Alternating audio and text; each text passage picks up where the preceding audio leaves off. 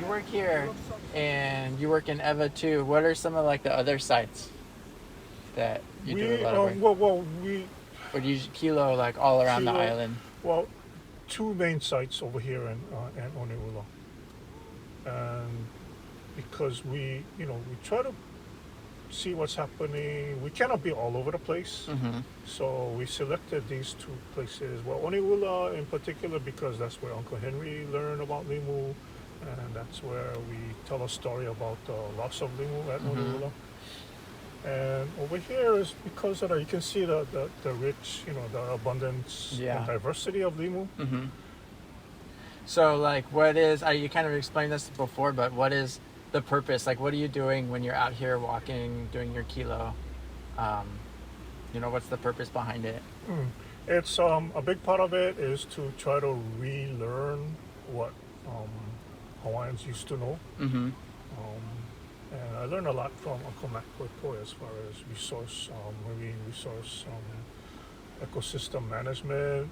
And it's all about, and he said, you know, I learned a lot from Uncle Mac, and one of the things that I learned from him is that you cannot manage what you don't know. Mm-hmm. And the way to know, to learn is you just gotta go. Mm-hmm. You gotta go and you gotta look and you gotta observe, and over time, um, things are gonna come clearer to you. Mm-hmm. So, and you asked earlier if we go to other places. We do, but it's to see what's there Mm-hmm. um, at that particular point in time.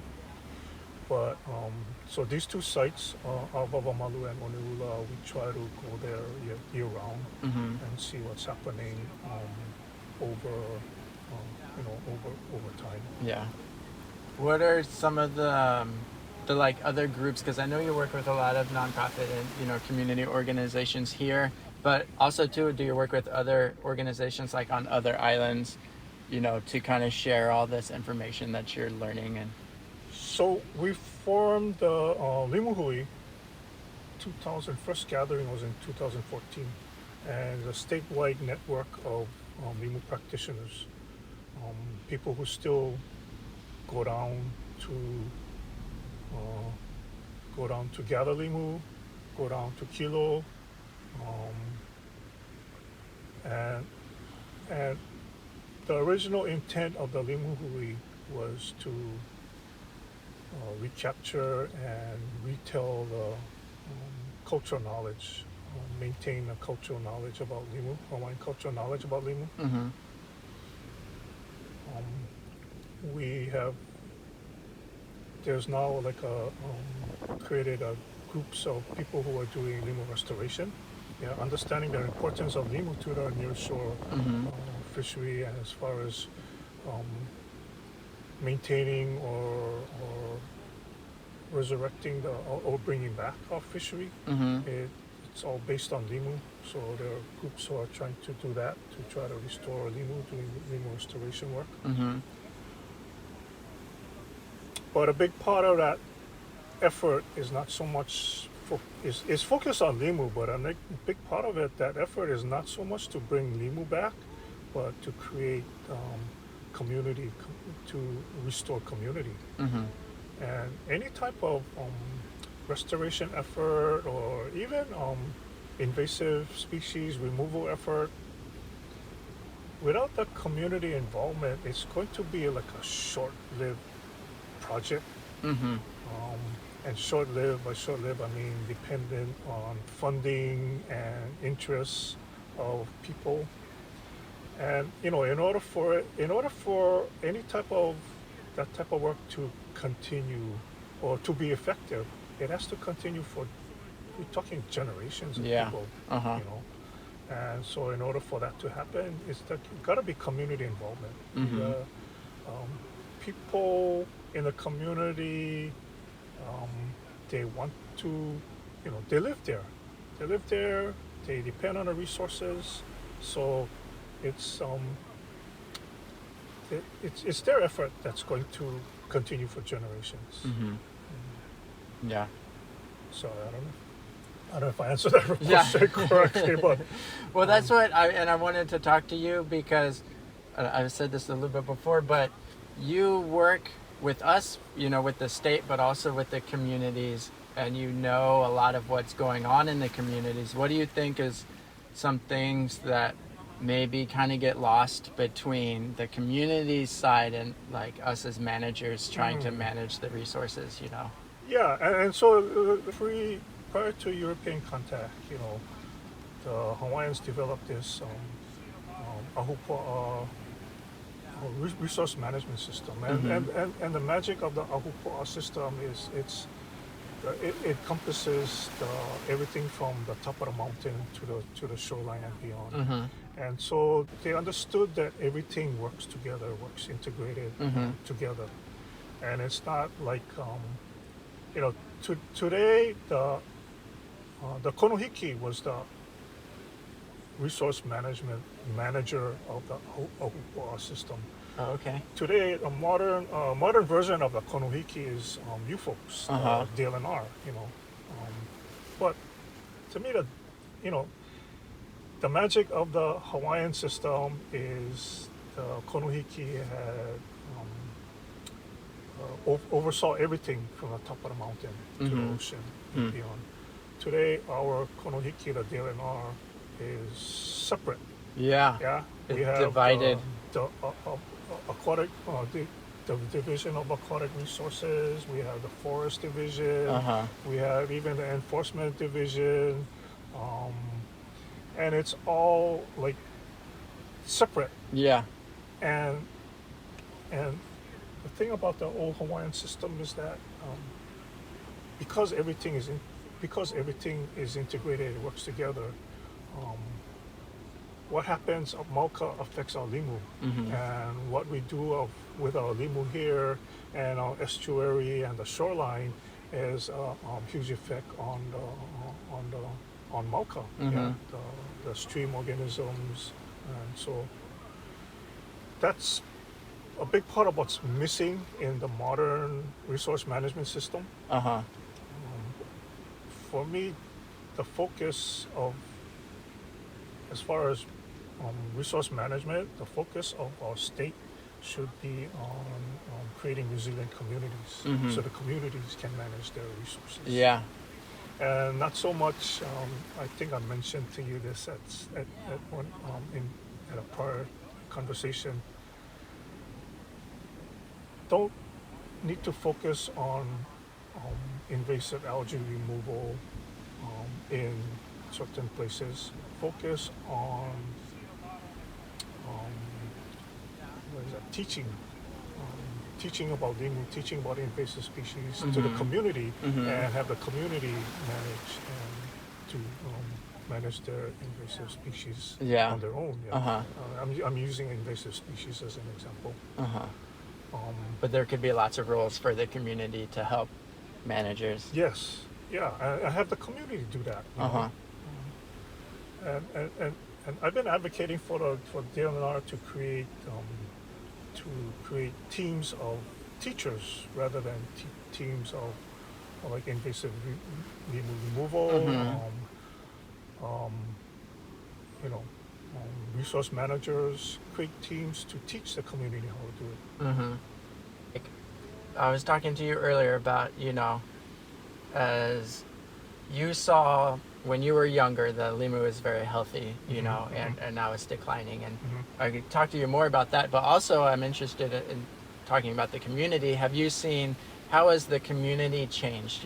Back when you were younger, was there a lot of community involvement and now there's not? Or are you seeing more like a resurgent in community involvement and interest in the environment and natural resources? So, that's a great question. And from my experience, I've been spearfishing for since 8 years old, so 60 plus years in the water. And there was a time, for actually a long period of time, when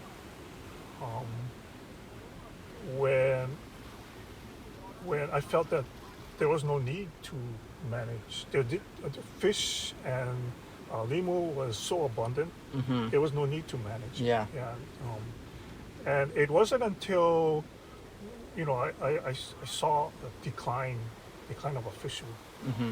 jump in the water and my kumu hole, only get no more kumu anymore. I used to Mm-hmm.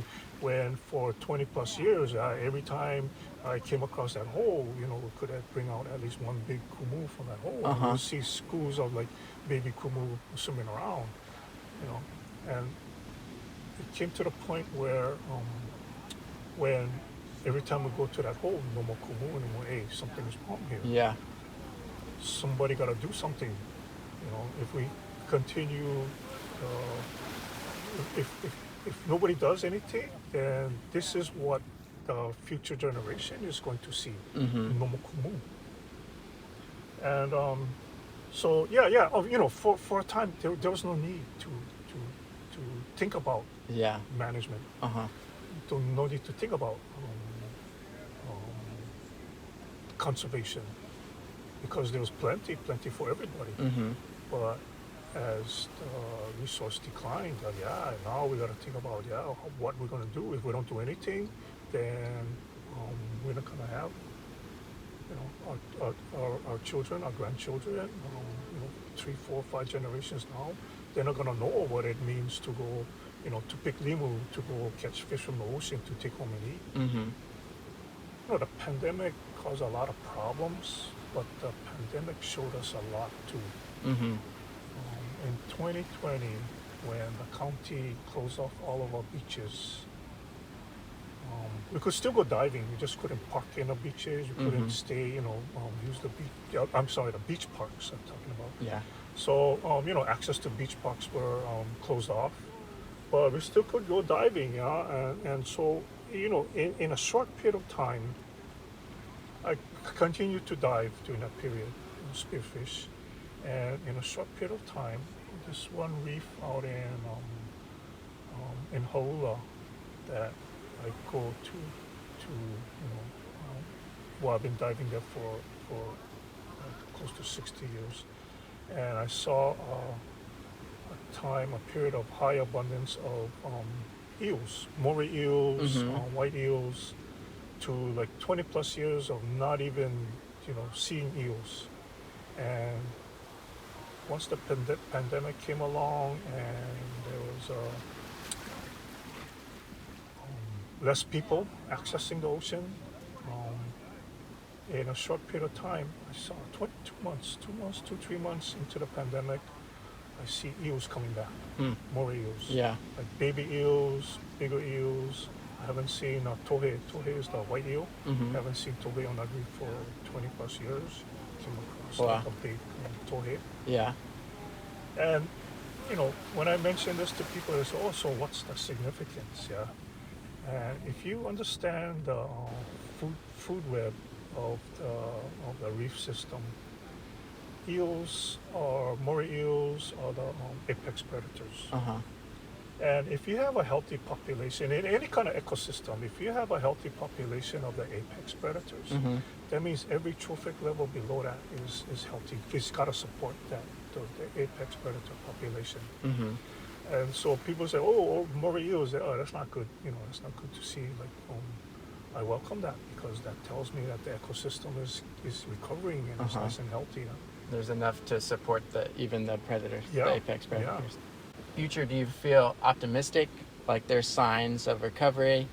Or are you kind of worried and concerned that maybe, from the 70s or when you were younger, there's just been a slow, steady decline and you don't see any recovery? I'm getting more and more optimistic, Mm-hmm. and mainly because in order